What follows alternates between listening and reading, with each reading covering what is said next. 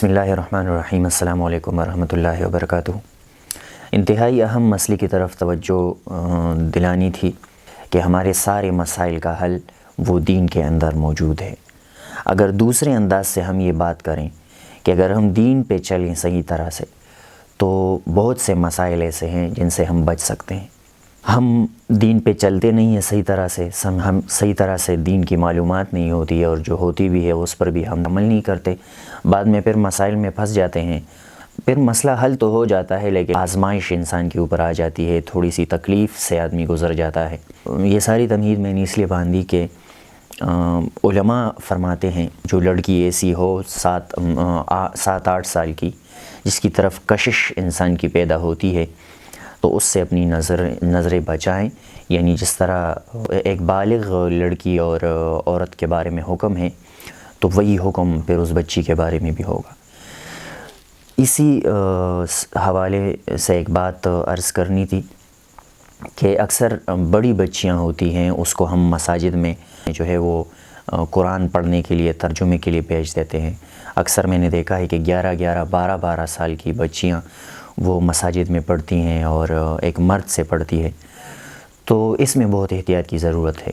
مسئلہ ہمیں پتہ نہیں ہوتا، بعد میں اس طرح کوئی واقعہ ہو جاتا ہے تو پھر ہم یعنی سر پیٹتے ہیں کہ یہ قاری نے اس طرح کیا، مولوی نے اس طرح کیا، مدارس میں اور مساجد میں یہ ہوتا ہے وہ، حالانکہ اس میں ہماری اپنی غلطی بھی اتنی ہی غلطی ہوتی ہے جتنی اس بندے کی غلطی ہوتی ہے جس سے گناہ سرزد ہوتا ہے۔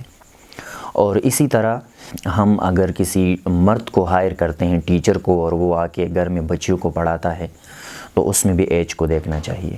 اگر آپ کی بچی ہے 7-8 بچیوں کو تو سرے سے آپ مرد ٹیچر اس کے لیے نہ رکھیں۔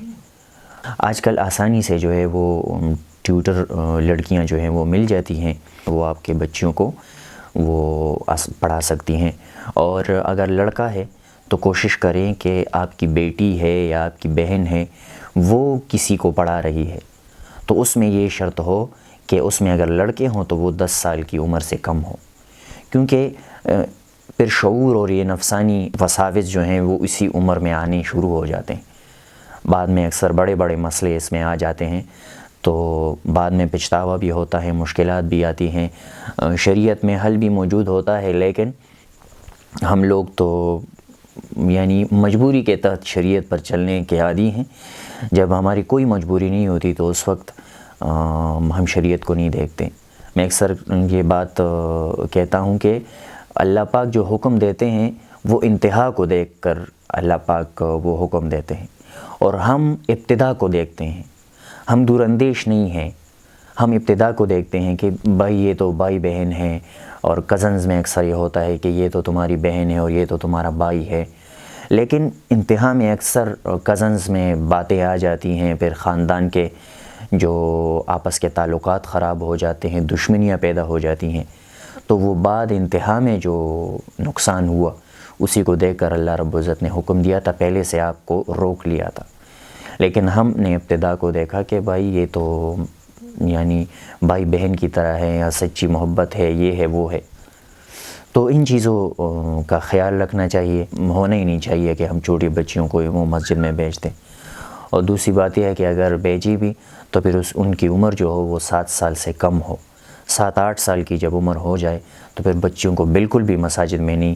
میں نے پنجاب کے اور سندھ کے دیہاتوں میں بہت زیادہ یہ مسئلہ دیکھا ہے کہ وہاں بڑی بچیاں جو ہے وہ مساجد میں آتی ہیں اور قاری صاحبان سے جو ہے وہ قرآن پڑھتی ہے، سپارہ پڑھتی ہے، تو بہت بڑے مسائل اس سے پھر پیدا ہوتے ہیں۔ اللہ کا حکم بھی ٹوٹتا ہے اور پھر بعد میں جو اس کے نقصانات ہوتے ہیں اس کو برداشت کرنے کی بھی ہمیں ہمت نہیں ہوتی۔ اللہ رب العزت ہمیں صحیح طرح سے دین کو سمجھنے کی اور اس پر عمل کرنے کی توفیق دے۔ السلام علیکم ورحمۃ اللہ۔